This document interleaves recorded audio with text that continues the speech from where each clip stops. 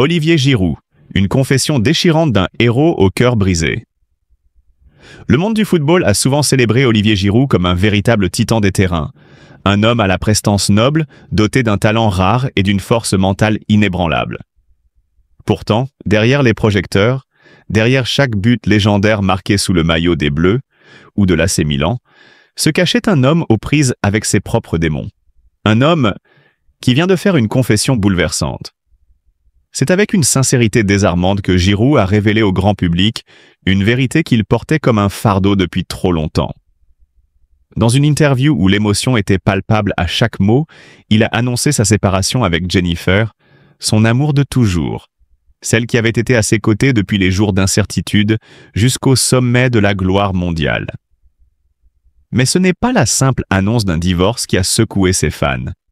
C'est l'aveu brutal d'une faute qu'il assume pleinement. Il a été infidèle. Imaginez cet instant. Le silence pesant dans la pièce, l'air devenu soudainement lourd, chaque regard suspendu à ses lèvres.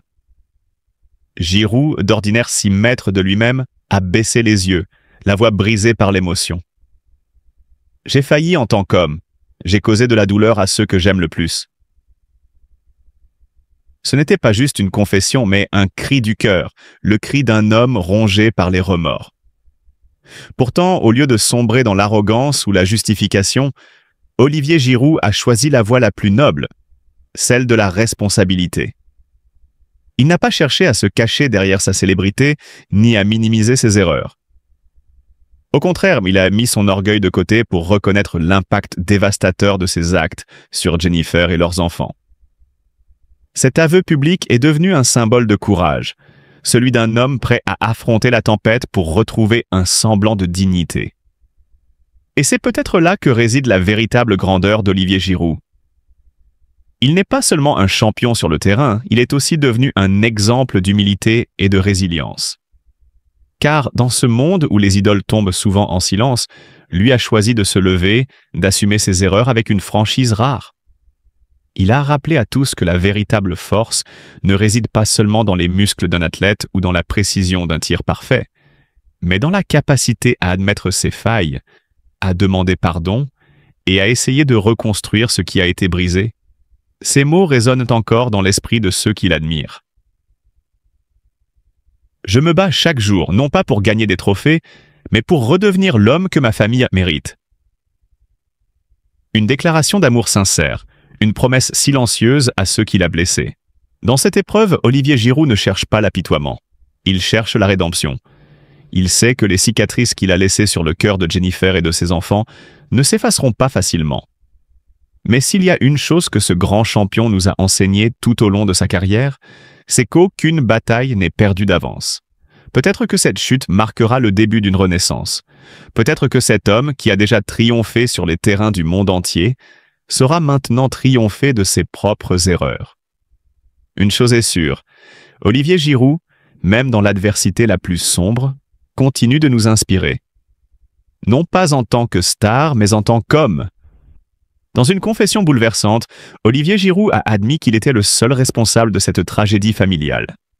Il a reconnu avoir commis l'irréparable en trompant Jennifer, un acte qu'il regrette profondément. Cette infidélité, qui au départ semblait être un secret bien gardé, a fini par éclater au grand jour, provoquant non seulement la douleur de sa femme, mais aussi celle de ses enfants innocents, qui ont dû assister à l'effondrement du foyer familial. Giroud a exprimé à plusieurs reprises combien il se sentait coupable d'avoir trahi la confiance de celle qui avait toujours été à ses côtés, même dans les moments les plus difficiles de sa carrière. La douleur ressentie par Olivier Giroud ne se limite pas à la perte de son mariage. Elle s'étend également à sa santé mentale et émotionnelle. Les remords l'ont plongé dans une période de profonde détresse, affectant même ses performances sur le terrain. Chaque match devient alors un combat intérieur, non seulement contre ses adversaires, mais surtout contre lui-même. Le vide laissé par Jennifer et leurs enfants s'est transformé en un poids écrasant, rendant chaque journée plus difficile à affronter. Il a avoué que les nuits étaient souvent les plus dures, où le silence lui rappelait ses fautes et la solitude creusait des blessures invisibles, mais bien réelles. Malgré cette période sombre, Olivier Giroud essaie de trouver la rédemption. Il s'est tourné vers la foi, la méditation et la réflexion personnelle, espérant un jour pouvoir se pardonner. Il sait cependant que le chemin vers la guérison sera long et semé d'embûches. Il continue de soutenir ses enfants à distance, essayant de rester présent dans leur vie malgré la séparation. Ses proches et certains de ses coéquipiers lui apportent leur soutien, mais rien ne peut véritablement combler le vide laissé par la perte de sa famille. Cette épreuve a transformé Giroud, lui faisant réaliser que la gloire, les trophées et l'admiration du public ne peuvent remplacer l'amour sincère d'une famille. Aujourd'hui, il porte le fardeau de ses erreurs, espérant que le temps pourra, peut-être, apaiser les blessures qu'il a causées. Cette histoire douloureuse est un rappel brutal que même les plus grandes stars, malgré leur succès et leur popularité, restent profondément humaines, capables de faiblesse et de regrets. Ses débuts furent modestes, dans les divisions inférieures françaises, où il forgea son caractère, loin des projecteurs. À Grenoble, puis à Tours, il se fit rapidement remarquer par son incroyable présence physique et un instinct de buteur rare. La saison 2009-2010 à Tours reste mémorable. Meilleur buteur de Ligue 2, il s'affirmait déjà comme un attaquant redoutable. Mais c'est véritablement avec Montpellier, lors de la saison 2011-2012, que Giroud entra dans la légende du football français. À une époque où personne ne misait sur Montpellier, il mena le club à un titre de Ligue, un historique, surpassant des géants comme le Paris Saint-Germain. Ses 21 buts cette saison-là ne furent pas seulement des chiffres. Ils incarnaient une volonté de faire et une capacité inouïe à surprendre, à émerveiller. Son transfert à Arsenal en 2012 marque un tournant décisif dans sa carrière. Sous les couleurs des Gunners, Giroud se forgea une réputation d'attaquant élégant, puissant et terriblement efficace. Ses buts spectaculaires, comme son fameux Scorpion Kick contre Crystal Palace en 2017, qui lui a valu le prestigieux prix Puskás de la FIFA, ne sont pas de simples exploits techniques, mais de véritables œuvres d'art, incarnant la beauté pure du football. Chaque mouvement de Giroud sur le terrain semblait chorégraphié, pensé comme un hommage à l'esthétique du jeu. Au-delà des terrains, Giroud incarne une noblesse d'âme rare. Profondément croyant, il n'a jamais hésité à parler de sa foi comme une source de force et de sérénité.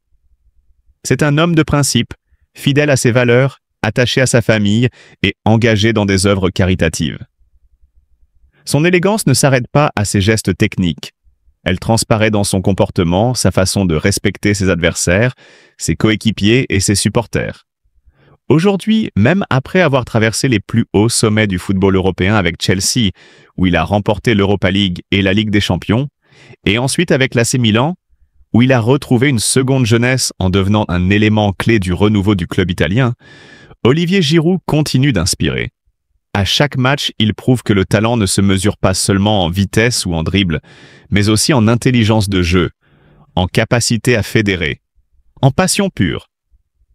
Il est cet attaquant intemporel, capable de sublimer le football par sa simplicité apparente, cachant une complexité stratégique admirable.